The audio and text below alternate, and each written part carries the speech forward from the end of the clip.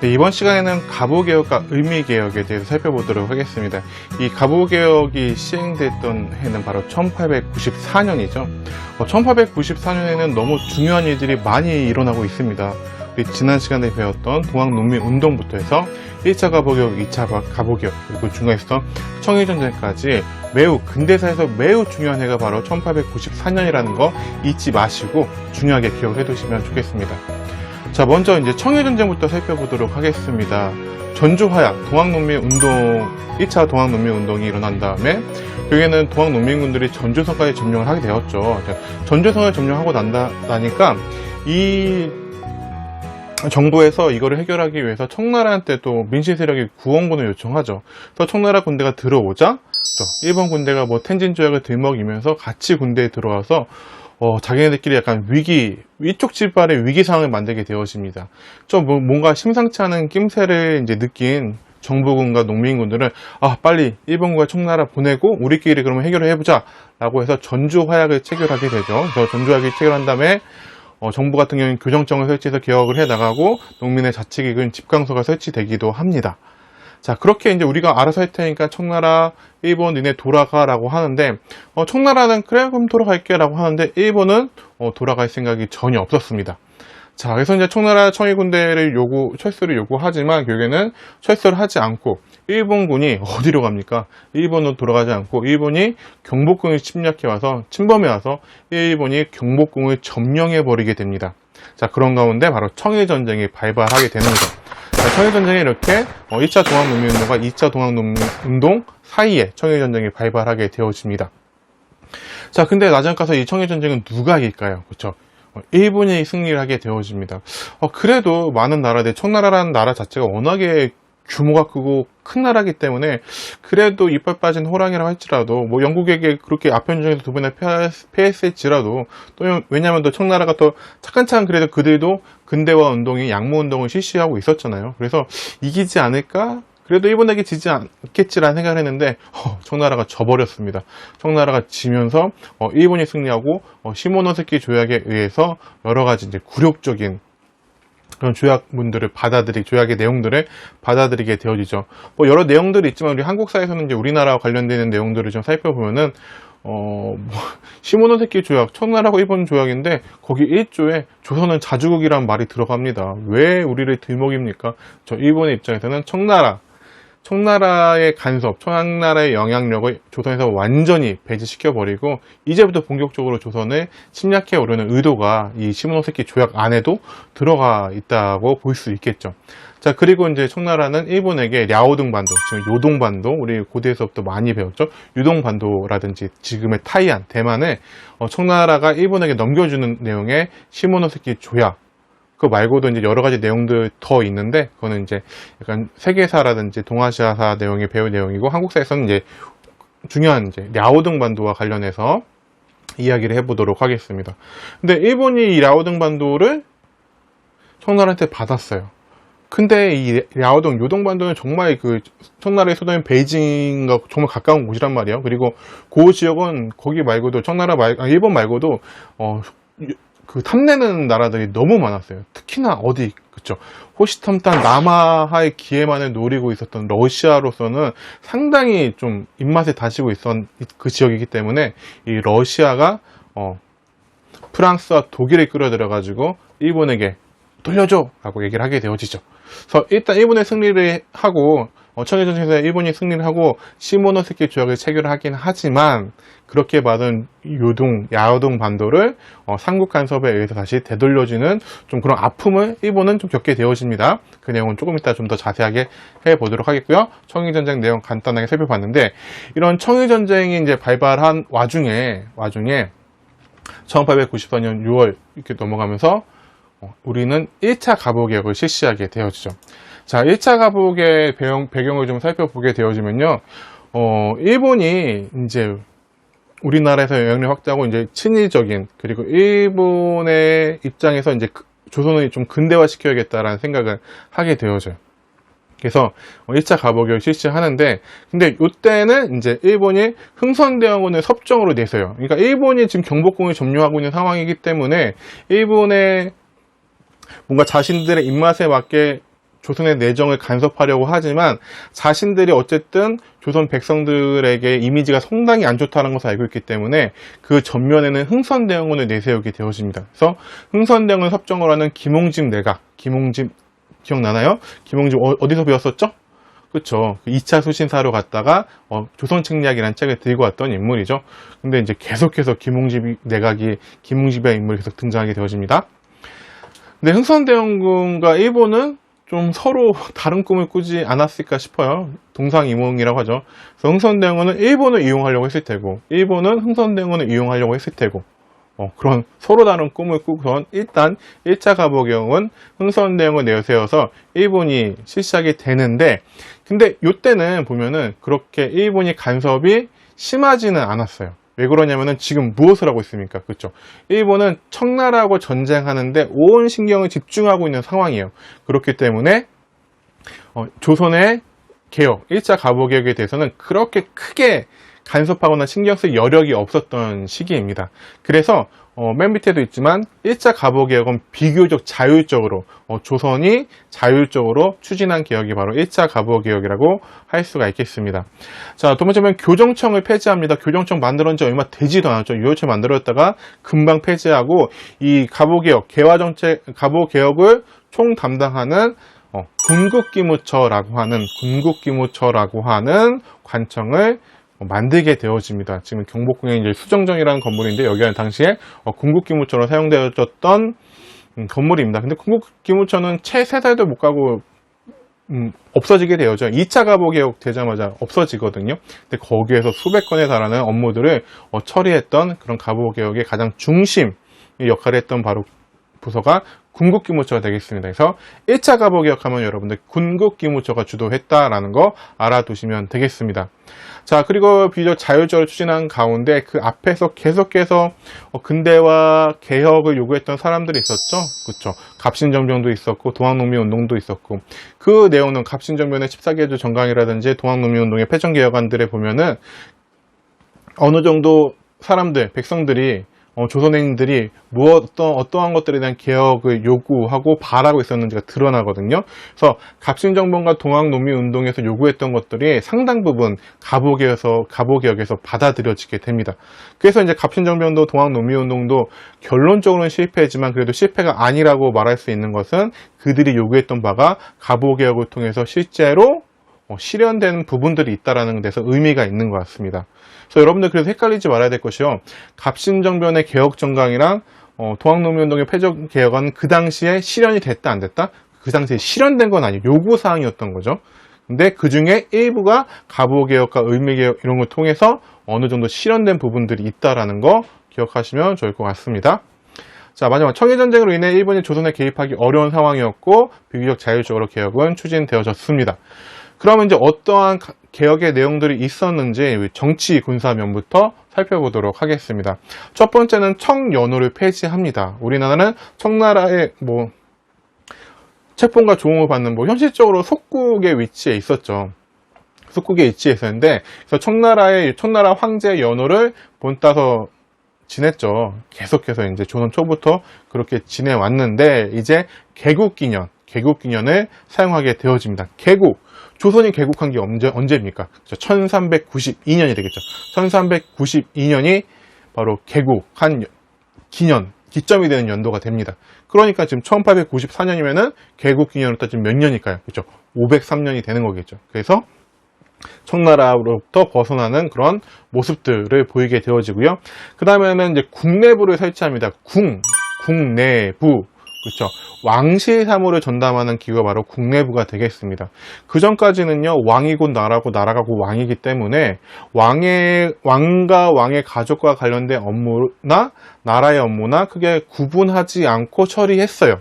근데 이제는 왕실의 업무와 국가의 업무를 분리하기 위해서 국내부라는 관청을 따로 두게 되어집니다. 이거는 왕권에 강할까요? 약할까요? 그렇죠. 좀 약화시키는 거라고 볼 수 있겠죠. 왕과 관련된 것들을 나라의 일이 아니라 마치 사적인 영역을 좀 축소시키는 모습을 보면은 뭔가 일본의 입장에서 왕의 역할, 고종의 역할을 조금 줄여가려는 모습들을 이 공내부설치에서 살펴볼 수가 있는 것 같습니다. 그 다음에 6조, 우리 조선시대 초기부터 의정부 6조에서 6조가 행정심의를 맡아보던 관청이었죠. 이 6조를 8아문, 8개 아문으로 개편하게 되어집니다. 8개 부서를 늘어나면서 8아문으로 개편되어지고요. 경무청도 설치되어집니다. 경무청, 순검제도로 해서 요즘 좀 경찰 제도라고 보시면 되겠습니다. 그리고 과거제, 와, 우리 과거제가 드디어 폐지가 되어지네요. 과거제 언제 시행됐었죠?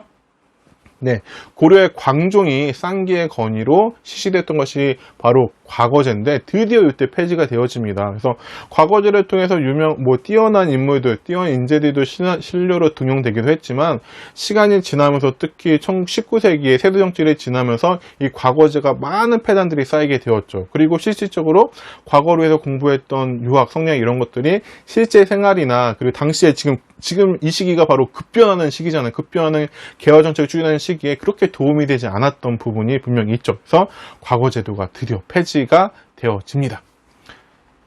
자, 그 다음엔 경제입니다. 경제. 자, 재정기구를 탁지아문으로 일원한다. 탁지아문으로, 아문 뭐지? 그쵸. 아까 방금 전에, 정치면에서 보면은, 그죠. 6조를 8아문으로 개편했다 했죠. 그 8개 아문 중에 재정을 담당하는 아문이 바로 탁지아문이 되겠습니다. 그래서 탁지아문에서 재정을 일원화하게 되어집니다. 그렇죠. 재정은 돈이란 것이 뭔가 하나로 모아가지고 들어오고 나가고 수익과 지출을 관리해야지 이게 얼만큼 썼는지 얼만큼 들어오는지 이런 것들을 한눈에 파악할 수 있잖아요. 뭐 주머니가 여러 개면은 얼만큼 썼는지 어떻게 썼는지 어떻게 파악이 안 되죠. 그렇기 때문에 재정을 탁지아문으로 일원화시키는데 여러분 헷갈리면 안 되는 게 있습니다. 재정 일원화 언제도 등장했었죠? 네, 맞아요. 갑신정변 때 개혁정강에도 호조로 재정을 일원화시키자라고 한 내용들 개혁정강에도 있습니다. 근데 그게 이루어졌을까요? 아니죠. 갑신정변은 며칠? 3일 천하로 끝나고 말죠. 그래서 개혁안을 내세웠지만 그게 실제로 집행되지는 못했죠. 그리고 갑신정변 때는 호조, 6조 중에 하나인 호조로 재정 일원화. 근데 갑오개혁 때는 탁지아문으로 재정을 일원화시킨다는 내용이 실현되게 되어집니다.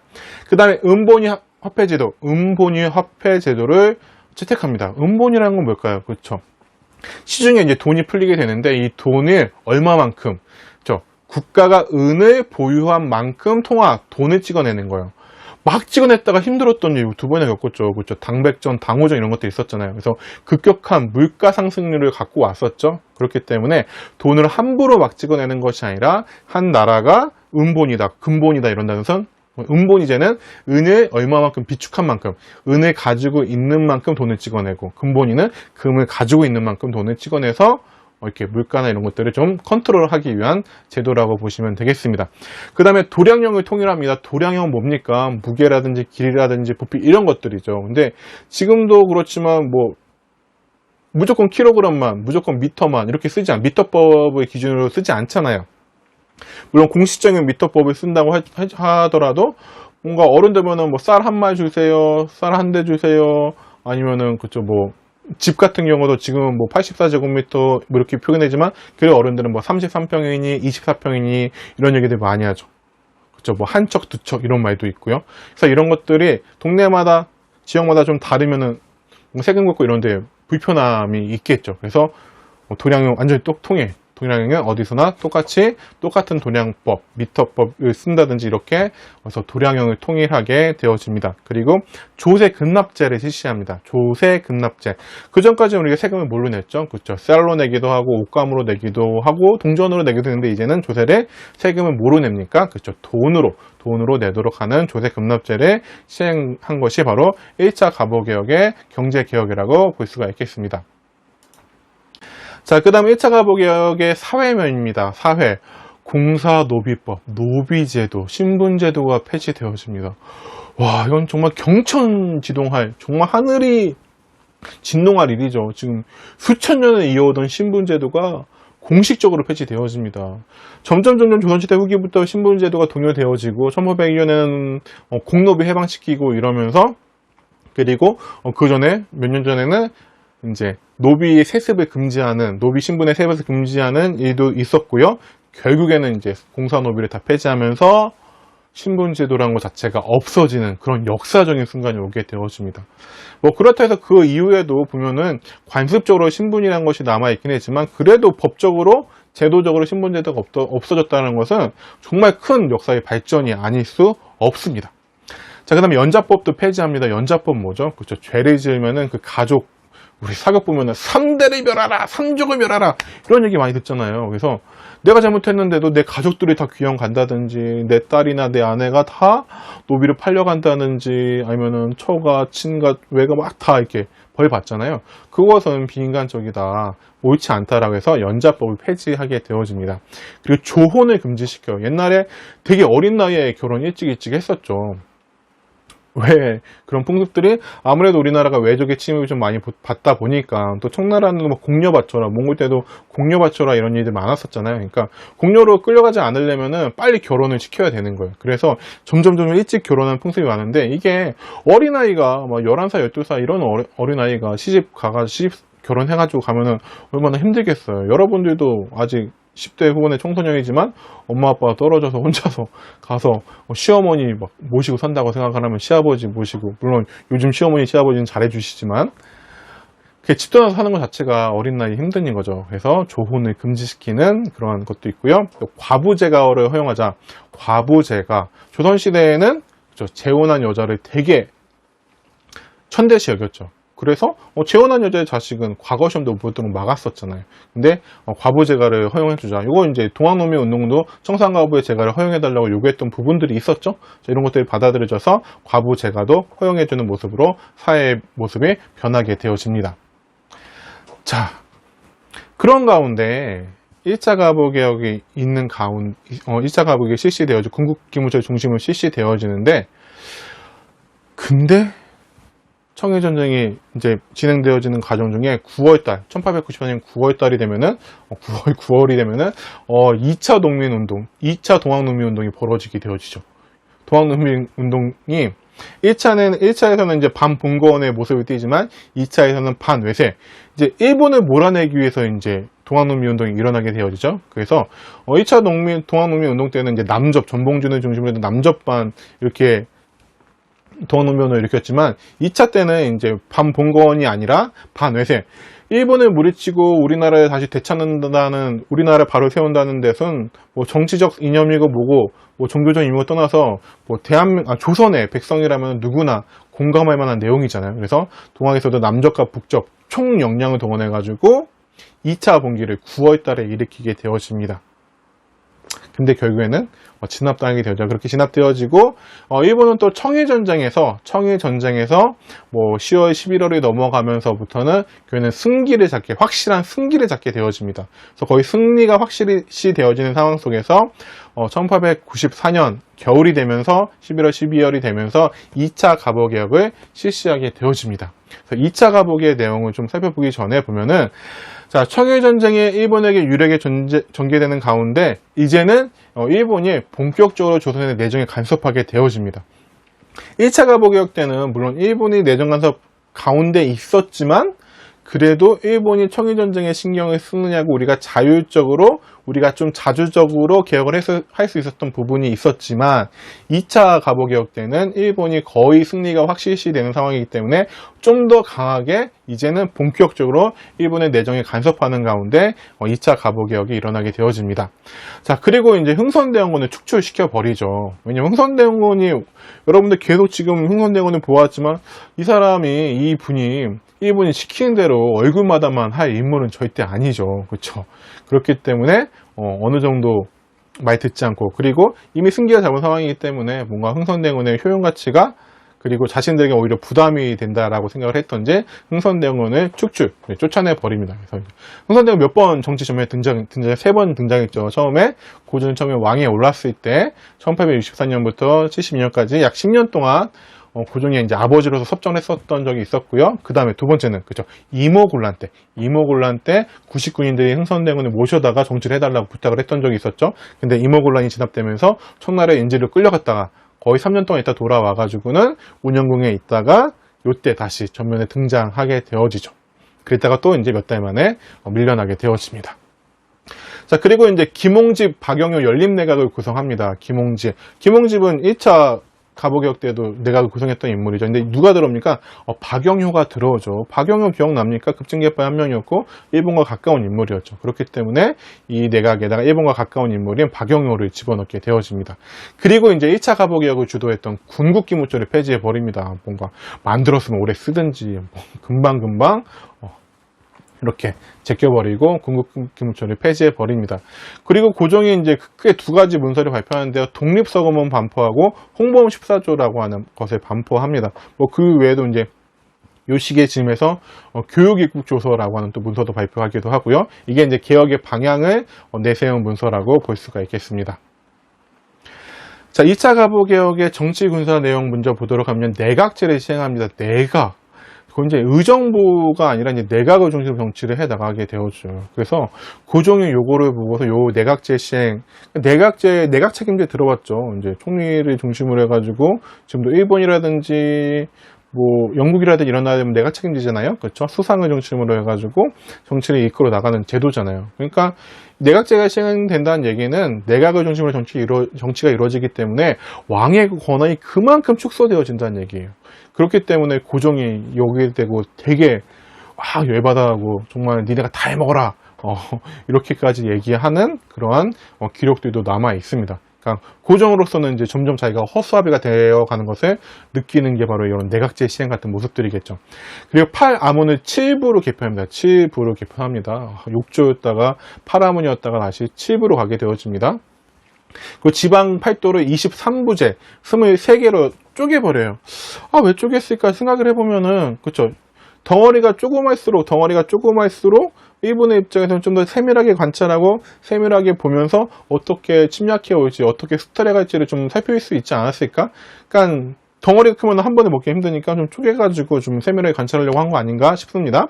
그 다음에 지방 간의 권한을 축소시킵니다. 지방 간의 권한을 대거 축소시켜 버려요.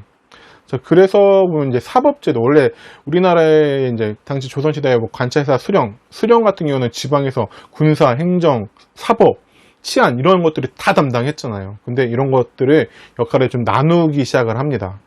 그래가지고 특히 이제 사법권 같은 경우에서 재판소를 만들어가지고 수령의 사법권을 이제 빼앗는다든지, 그래서 수령의 역할이 점점 줄어들게 됩니다. 그리고 훈련대라고 하는 이제 새로운 군대를 만들게 되는데, 이 훈련대는 나중에 이제 을미사병과 좀 연결되어지는 그런 군대가 되겠습니다. 자, 그 다음에 2차 가보개혁의 경제 보면요. 예산제도 먼저 이제 미리 어떻게 쓸지를 이제 계획을 세우는 거죠. 그리고 유기전과 공납제를 폐지합니다. 유기전 기억나나요? 조선시대 후기 상품화폐 경제의 발달에서 나왔던 그 금난정권 때 난전을 권할 수 있는 금난정권, 시전상인들의 금난정권을 폐지할 때도 계속해서 그래도 너는 금난정권을 유지해라고 했던 이 상인들이 6개 상점이 유기전이었잖아요. 이들은 계속해서 가지고 있던 것들을 폐지시키게 되어집니다. 그래서 공납제도 완전히 폐지시키게 되어지고요. 자, 사회면에서 보는 교육입국조서, 교육이 중요하다라는 거 생각을 해서 근대화된 학교들을 만드는 조서를 고종이 발표하게 되어지고요. 그에 따라서 한성사범학교, 소학교, 외국어학교 관제가 발표가 되어집니다. 한성사범학교 뭐 하는 데죠? 선생님도 사범대학 나왔거든요. 그렇죠. 교사를 양성하기 위한 학교가 사범학교죠. 그렇죠. 근대화된 학교, 좋은 교육을 실시하려면 먼저 뭐 해야 될까요? 그렇죠. 좋은 교사를 만들어 양성해야겠죠. 그래서 한성 사범학교, 그리고 소학교, 외국학교 관제를 마련합니다. 그리고 재판소 설치. 아까 얘기했죠? 원래 재판은 누구의 권한이었어요? 그렇죠. 지방 수령의 권한이었는데, 이 수령의 권한을 약화시키면서 따로 모두 만들었다. 재판소도 만들었다. 그 다음에 법관 양성소 규정. 그렇죠. 재판소가 판사, 를 두려면 어떻게 이제 근대화된 법도 교육시키고 해야 될 거 아니에요. 그래서 법관을 양성하기 위한 규정도 만들게 되어졌다는 게 사회적인 측면이고요. 자, 홍범 14조의 내용 한번 같이 읽어보도록 할까요? 천국에 의존하려는 생각을 버리고 자주독립의 기초를 세운다. 의정부와 각 아문의 직무 권한을 명확히 규정한다. 조세 징수는 법으로 정해 함부로 거두지 않는다. 조세, 부가, 징수, 경비 지출은 모두 탁지 아문에서 관할한다. 탁지 아문에서 관할한다. 민법과 형법을 제정하여 인민의 생명과 재산을 보존한다. 문벌을 가리지 않고 인재동용의 길을 높인다. 이게 2차 가보개혁의 시행될 무렵에 발표됐던 홍범추사조라는 그 문서, 이제 반포문이 되겠는데요. 근데 홍범추사조가 100% 이 내용들이 2차 가보개혁이라고 볼 수는 없어요. 2차 가보개혁 무렵이기 때문에 2차 가보개혁과 연관해서 많이 이제 배우긴 하는데, 그렇게 해도 무방하긴 하는데, 보면은 뭐 삭제문을 관할한다 이런 것들은 이미 1차 가보개혁 때 되려고 이제 했던 내용들이잖아요. 그렇기 때문에 뭔가 좀 홍범14조나 이런 내용들은 1차, 2차 가보개혁을 좀 다 망라해서 다시금 이렇게 확인하는 문서라고 보는 게 더 맞지 않나라고 선생님은 생각을 합니다. 자, 삼국간섭과 을매개혁 그리고 아간파천을 살펴보도록 하겠습니다. 삼국간섭. 네, 청일전쟁의 결과 어디가 승리했습니까? 일본이 승리를 했습니다. 청나라를 무너뜨리고, 정말 청나라가 이빨 빠지는 호락이라는 것이 만천하에 드러난 사건이 바로 이 청일전쟁이라고 할 수가 있겠죠. 자, 청일전쟁의 결과 일본이 승리한 다음에 시모노세키 조약을 체결하게 되어지죠. 시모노세키 조약을 체결해서 1895년이에요. 자, 일본이 청으로부터 랴오동 반도를 할양받게 되어집니다. 요동 반도를 할양받게 되어지죠. 하지만 이 요동 반도, 중국은 정말 청나라는 호시탐탐 노리는 나라들이 너무나 많죠. 그렇죠. 너무 덩치가 크기 때문에, 그래서 이빨 빠진 호랑이여도 너무 덩치가 크기 때문에 혼자서 못 먹을 뿐이지, 노리는 나라들이 너무 많은 그런 상황입니다. 근데 일본이 요동반도를 덜컥 차지해버리니까 이 지역을 이미 탐내고 있었던 나라들은 열받죠. 그래서 러시아가 주도해서 러시아가 프랑스하고 독일을 끌어들여가 이제 여러 가지 이권상 이제 관련인 프랑스와 독일을 끌어들여가지고 일본에 압력해서 야 니네 돌려주지 않으면 재미없을 줄 알아 라고 해서 랴오동 반도를 청나라에 다시 반환하게 되어집니다. 그래서 이제 시모노세키 조약에 따르면 랴오동 반도 뭐 타이완도 있지만 또 배상금도 많이 받고 이랬거든요. 그래서 일본의 입장에서 이제 배상금을 좀 더 받는 방향으로 해가지고 돌려주게 되어져요. 근데 이때부터 이제 일본은 어느 나라에 대한 복수의 칼을 갈기 시작했을까요? 그죠? 러시아가 결국에는 잠재적으로 미래에 조금 지나면 우리하고 결국에는 한판 뜰 수밖에 없겠구나라는 생각을 가지고 러시아를 상대하기 위한 준비를 해 나갑니다. 그래서 청나라로부터 이제 더 많이 받은 배상금을 거의 다 이제 군대를 육성하고 무기를 사들이는 데 쓰게 되어지고, 이로부터 10년 뒤인 1904년에 러일 전쟁에서 러시아를 이제 무찌르게 되어지죠. 어쨌든 뭐 러일 전쟁은 뭐 완벽한 일본의 승리라고 하긴 힘들지만 어쨌든 뭐 그래도 결론적인 승리라고 할 수 있으니까요. 그래서 일본은 이런 점이 약간 무서운 점인 것 같아요. 그렇죠. 갑신전면 이때 1582년 갑신전 이때 청나라한테 어쨌든 밀린 다음에 10년 동안 준비해가지고 청일전쟁에서 청나라를 무찔러 버리고, 이때 또 러시아 간섭, 삼국 간섭에서 러시아 주도로 뭔가 자기네가 열심히 차지했던 이 땅, 그래서 일본 내에서도 여론이 되게 안 좋았거든요. 우리가 열심히 일본의 젊은이들이 가서 청일전쟁에 싸웠는데 과연 얻어낸 게 뭐냐라고 하면서 불만도 많았다고 하는데, 그래도 배상금을 좀 더 받아가지고 그 배상금으로 또 군비를 키워가지고 러시아를 무찌르는 모습을 보면은 한편으로는 일본도 좀 확실히 무서운 면이 있다라는 것도 이제 우리가 좀 새겨둬야 될 것 같습니다. 자, 이런 상황입니다. 이런 상황이다 보니까 이제 중전 민씨의 입장에서는 맨날 도움을 청할 때마다 와주던 청나라 완전 낙동강 오리에 대해서 떠나가 버렸습니다. 그쵸? 몇 번이나 도움 청했습니까? 임오군란 때, 갑신전병 때, 동학농민 운동 때 이렇게 도움을 청할 때마다 청나라가 알았어 내가 도와줄게 하고 와줬었는데, 이제는 더 이상 부를 나라가 없습니다. 일본 뭔가 찝찝해요. 일본 찝찝한데 어쨌든 일본이 이겼어요. 그래서 이제 일본은 어떻게 해야 되나 싶은데, 일본이 누구의 말 한마디에, 그죠? 러시아의 말 한마디에 일본이 랴오동 반도를 돌려줬단 말이에요. 그러니까 이 조선이 보기에, 중전 민씨와 고종이 보기에 러시아가 일본보다 훨씬 세구나, 말 한마디에 러시아의 말 한마디에 이렇게 들려준다? 그럼 우리가 이제 러시아랑 좀 가깝게 지내야겠다 라고 하면서 고종이 점점 칠러 정책, 러시아에게 다가가기 시작합니다. 그래서 러시아를 이용해서 일본을 견제하려고 합니다.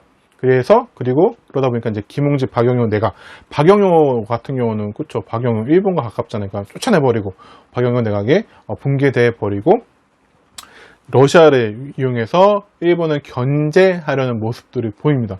자, 그러자 일본은 뭐야, 이 청나라랑 전쟁까지 일으켜가지고 조선에 대한 영향력을 확대시키려고 시모노세키 주역에 1조에다가 조선 자주국인 내용까지 넣어놨는데, 이거 죽 써서 누구 줄판이에요? 그쵸, 죽 써가지고 러시아 줄판입니다. 그러다 보니까 안 되겠다, 뭔가 이걸 반전을 해야 될 텐데, 반전을 꾀해야 되는데, 그럼 칠러파의 배우가 누가 있느냐? 러시아랑 가까워지는데 그 핵심 인물은 누구냐? 바로 명성황후, 중전 민씨구나 라는 생각을 한 끝에 누구를, 그렇죠, 일본이 칠러파의 배후를 여기는 중전 민씨, 명성황후를 시해하는 의미사변을 일으키게 되죠. 정말 선생님 그렇게 세계에서 여러 책들을 봤어도 이렇게 좀 더러운 일이 실제로 찾아보기는 좀 힘든 것 같아요. 일본이 정말 그 자신의 낭인이라고 부르죠. 깡패들을 동원해가지고 경복궁 안에 지금 건천궁이라고 있거든요. 거기에서 당시에 이제 생활하던 중전 민씨 명성황후를 살해하고선 난자당 그때 불태워가지고 이제 흔적을 지우려고 하잖아요. 그때 이제 그 정도 있지만 순종도 어린 나이에 있었는데, 순종도 그래서 그런 얘기도 있어요. 순종이 그때 받은 충격 때문에 솔직히 이후에 약간 정상적인 정신 상태가 아니었다라고 하는 이야기까지도 있을 정도입니다.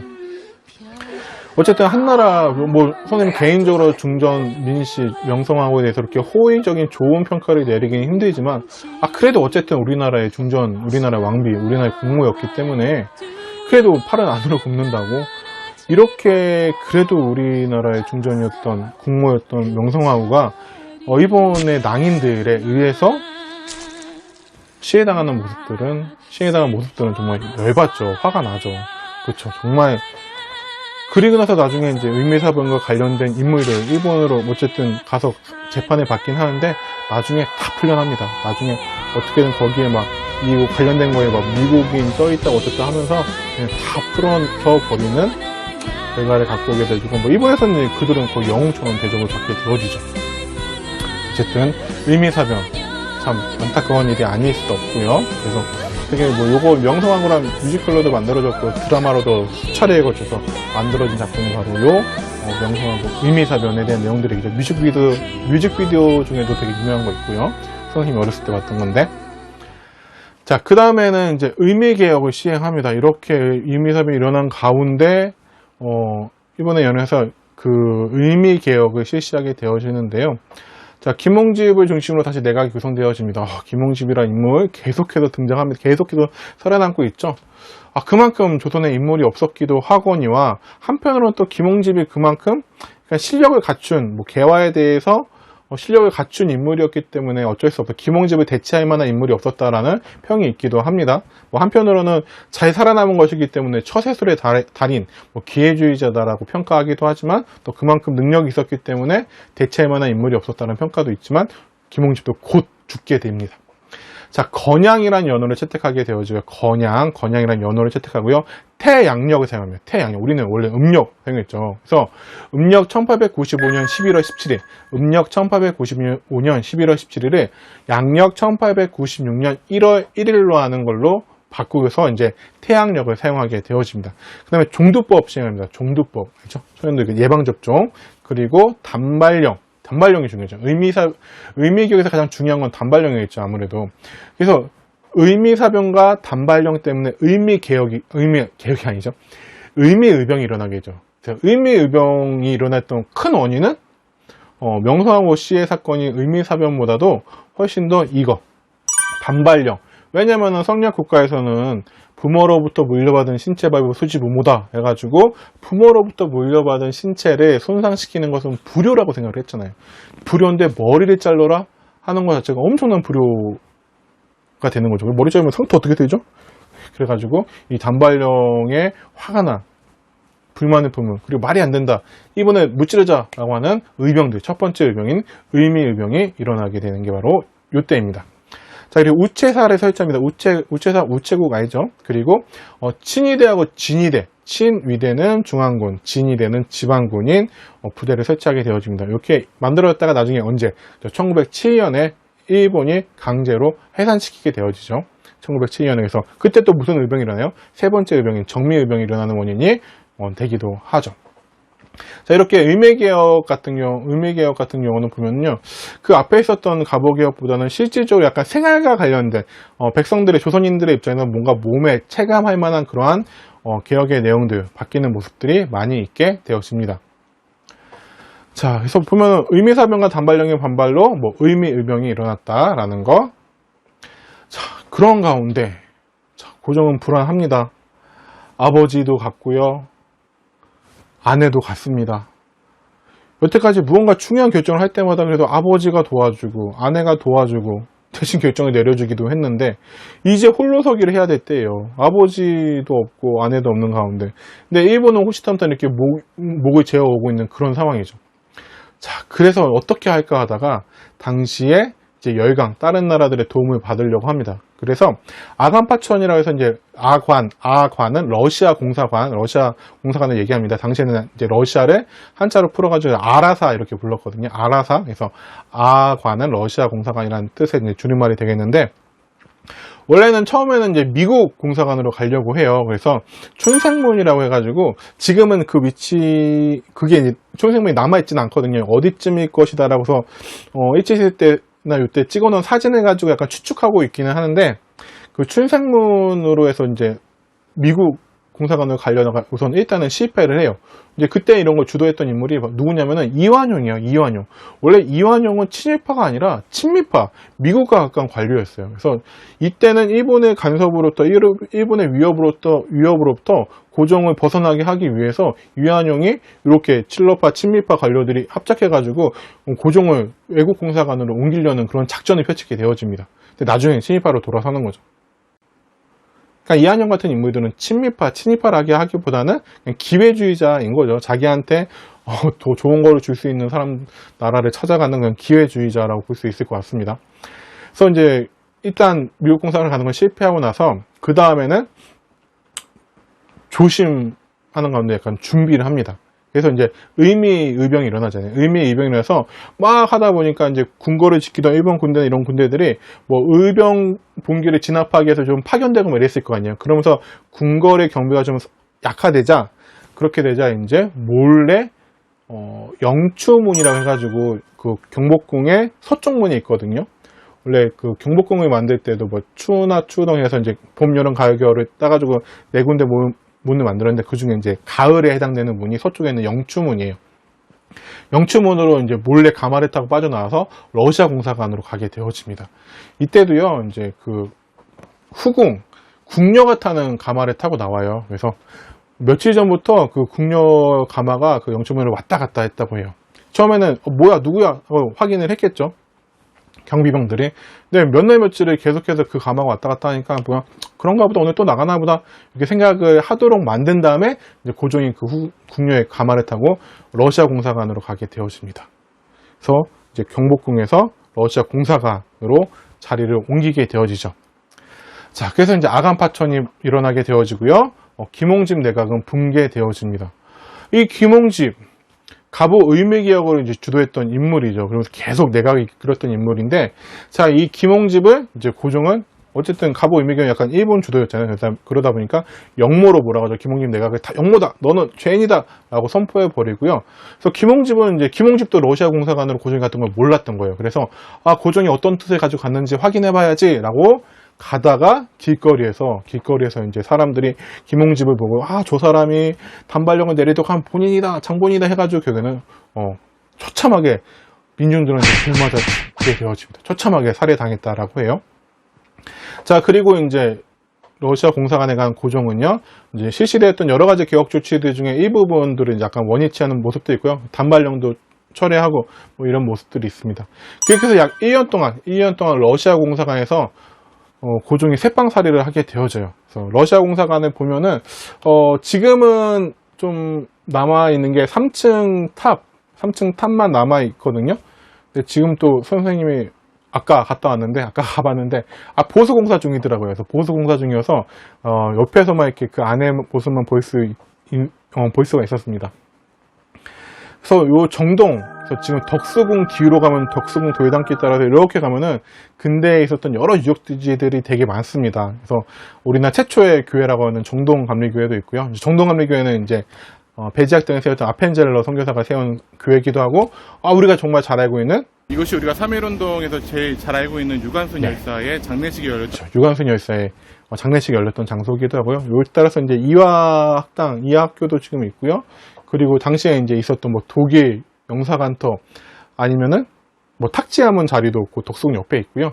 또 정동에 따라서는 근대 유적들이 되게 많아요. 그래서 한번 나중에 시간 될 때 가보시면은 좋을 것 같습니다. 그리고 이제 한번 시간 가보죠. 자, 여기서 김홍진 내각이 붕괴되고 개혁이 중단된 상황 속에서 러시아 공사에서 1년 동안 쇠빵살이 하잖아요. 쇠빵살이 하니까 위신이 땅에 떨어질 때 떨어지지만 또 한편으로는 누구의 이제 간섭이 심해야 될까요? 그죠? 러시아 간섭이 심해야 되겠죠. 러시아 입장에서는 고종이 이렇게 우리 집에 와 있는데 이때가 기회죠. 그래서 여러 가지 요구들을 하게 되어집니다. 자, 그래가지고 우리 압록강의 이쪽에는 산림 체벌권 이권을 좀 주세요. 뭐 이러기도 하고요. 또 절영도조차 영도라고 해가지고 지금 부산 앞바다에 있는 섬이거든요. 지금 물론 다리가 놓여져서 부산시 영도구, 지금 뭐 거기 한국해양대학교가 자리한 곳이 바로 영도라는 섬입니다. 되게 유명한 아이돌 고향으로도 알려져 있던데요. 자, 그래서 그 영도를 러시아가 빌려달라고 해요. 왜냐면은 그 블라디보스톡에서 이렇게 출발해가지고 태평양이나 대서양에 나가기 전에 한번 거기가 이제 식량이나 석탄을 공급할 수 있는 기지, 공급 창고로 쓰려고 빌려달라 해서 고종이 도장에 꽝 찍어줍니다. 왜냐면 쇠빵살이 하고 있잖아요. 물론 결론적으로는 나중에 독립협회가 반대운동 벌이고 해가지고 빌려가지 못했지만 이렇게 여러 이권들을 침탈해 갑니다. 그러니까 러시아가 뺏어가니까, 러시아가 가져가니까 다른 나라들도, 그렇죠, 뭐 일본이나 미국이나 프랑스 이런 나라들도 다 달라해서 가져갑니다. 왜냐면 그들한테 다 뭐가 있어요? 그렇죠, 최애국 대우가 있잖아요. 최애국 대우. 최애국 대우를 내세우면서 이렇게 우리 이권들이 이 시기에 많이 빼앗기게 되어집니다. 그러니까 이제 등장하는 단체가 뭐가 있을까요? 그렇죠? 독립협회가 이때 등장을 해서, 자, 고종도 돌아와라. 그리고 자주 독립을 이뤄야 된다라고 하면서 독립협회가 등장한 게 바로 이 시기이기도 합니다. 자, 갑오 의미개혁의 의의 한계를 보면요. 자, 갑신정변과 동학농민운동의 개혁 이지가 일부 반영이 되었죠. 그래서 갑오개혁 내용들 보면은 뭐 일본의 내정 간섭 가운데 이루어졌다고 할지라도 뭐 좋은 내용도 많습니다. 신문제도 폐지되어지고 과거제도 폐지되어지고 뭐 이런 또 인권적인 측면에서 연자제라든지 과부제가 허용되었고요. 연자제 폐지되었고요. 그리고 조언금지라든지 이런 것들도 뭐 좋은 부분들.서 갑신정변 때 뭐가 있어요? 그렇죠? 호주로 제정을 일원화 시켜달라. 이거 탁지하면 일어나되기도 했죠. 또 갑신정변에도 경찰 설치하라는 이런 얘기도 있었죠. 이런 것들도 받아들여지고, 동학농민운동 가장 큰 거 신분제도, 물론 이제 토지제도 개혁 이런 건 이루어지지 않지만 뭐 신분제 폐지, 총상가부 제가 허용 이런 것들도 또 받아들이게 되잖아요. 그리고 개혁 중 일부는 대한제국의 정책, 뭐 광무교 이렇게 이어지기도 하고요. 하지만 한계점은 개혁을 주도했던 세력들이 누구에게 의지했다? 일본에게 의지했다는 게 한계점으로 남을 수밖에 없겠죠. 뭐 좋은 점도 있다고 할지라도 어쨌든 갑오개혁과 의미개혁을 주도했던 거는 일본과 가까운 인물들이었고, 일본이 우리나라한테 좋은 걸 왜 해줄까요? 라고 생각해 보면요, 또 그런 것도 있어요. 우리나라가 너무 후진 상태, 너무 뒤떨어진 상태에 있으면은 일본의 입장에서도 뭔가 우리나라에 들어와서 가져갈 게 없는 거예요. 수탈할 게 없는 거예요. 뭐 이런 거 아닐까 싶어. 뭔가 우리나라의 뭐 돼지, 닭 이런 거에 비교하기 좀 그렇지만, 돼지도 뭔가 살이 찌운 다음에 잡아먹어야 될 거 아니에요. 닭도 뭔가 병아릴 때가 아니라 좀 키운 다음에 잡아 먹어야지 뭔가 먹을 게 있을 거 아니에요. 그러니까 이런 것들이 실시한 것이 일본이 우리를 위해서 실시한 것이 아니라 이렇게 어느 정도 몸집을 키워놓고 실력을 키워놔야지 그 다음에 스타라든지 할 수 있단 말이에요. 그러니까 이게 좀 더 나가면은 어떤 사람들이 그렇게 우리가 일본의 식민지가 되어진 것이, 식민지였던 것이 우리의 산업을 근대화시킨 것이다. 그래서 일본이 우리나라의 근대화를 이루어졌기 때문에 고마운 거다라고 주장하는 허무맹랑한 어이없는 사람들도 있습니다. 학자들도 있어요. 그게 무슨 학자예요? 그럼 일본은 왜 그런 거 우리나라에 설치했을까요? 우리나라 공장 왜 만들었을까요? 우리나라 철도 왜 만들었을까요? 그쵸. 살을 찌워야 잡아가는 거예요. 살을 찌워야지 수탈할 게 생기고, 살을 찌워야지 가져가서 먹을 게 생긴단 말이에요. 그렇기 때문에 식민지 근대화로 얘기하는 사람은 진짜 어이없는, 정말 안 되는 사람들입니다. 자, 그리고 한계점, 국방력 강화, 공업진흥에는 좀 소홀했다는데, 좀 실질적으로 힘을 키울 수 있는, 부국강병할 수 있는 국방력이라든지 아니면 공업 이런 데에는 좀 소홀했다는 것이 한계점으로 남아 있습니다. 그래서 이제 이번 시간에는 이제 갑오개혁부터 의미개혁, 그리고 청해전쟁 아간파천까지 중요한 것들 많이 배웠습니다. 지난 시간에 배웠던 동학농민운동, 그래서 이게 지금 다 몇 년, 1894년부터 95년까지 있었던 일들이잖아요. 워낙에 중요한 사건들입니다. 여러분들 이 시기는 너무 순서가 좀 헷갈리니까 동학농민운동 시작 1월달에 고부 봉기부터 해가지고 이 마지막 때 가지고 이제 아간파천까지의 시간 순서를 여러분들 하나하나 조금 순서대로 공부를 해보시면 좋을 것 같아요. 시간 순서대로 일어난 순서대로 사건들을 나열한 다음에 그 해당되는 내용들이 무엇인지 좀 공부해 보시면은 공부하기 좀 편하지 않을까 싶습니다. 여기까지 하겠습니다.